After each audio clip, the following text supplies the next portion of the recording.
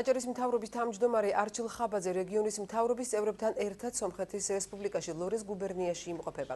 ოფიციალური დელეგაციის შემადგენლობაში არიან აჭარის სოფლის მეურნეობის მინისტრი ზაურ ფუტკარაძე, ჯანდაცვის მინისტრი ნუგზარ სურმანიძე და განათლების მინისტრი გიორგი თავამაიშვილი, ასევე ქალაქ ბათუმის მერი გიორგი ერმაკოვი. აჭარის დელეგაცია ქალაქ ვანაძორში შეხვედრებს ოფიციალურ პირებთან გამართავს. ვიზიტის ფარგლებში დაგეგმილია იუნესკოს მსოფლიო მემკვიდრეობის ძეგლთა ნუსხაში შეტანილი სამონასტრო კომპლექსების მონახულება. ვიზიტის მიზანია ორი ქვეყნის გუბერნიებსა და ავტონომიურ რესპუბლიკებს შორის მჭიდრო კულტურული და ეკონომიკური ურთიერთობების ჩამოყალიბება.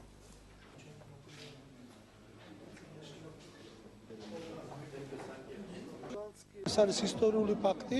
საქართველოს რეგიონსა და სომხეთის რეგიონს შორის ეს პირველი ხელშეკრულება, რომელსაც ხელი მოეწერა.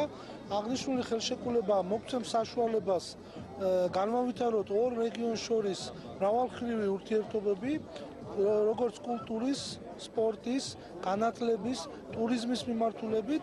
ეს არის ძალიან მნიშვნელოვანი. მე ვფიქრობ, ჩვენი ორი დაძმობილებული უკვე ქალაქების მანამდე და ეხლა მთლიანად რეგიონის ჩართულობის კუთხით ვფიქრობ, რომ ჩვენ კულტურული და სხვა მიმართულებით თანამშრომლობა იქნება ძალიან მნიშვნელოვანი. ეს ურთიერთობები ჩვენთვის არ ახალია და ძველია, მაგრამ ახალ ეტაპს იძენს და ჩვენ ძალიან მოხარულები ვართ.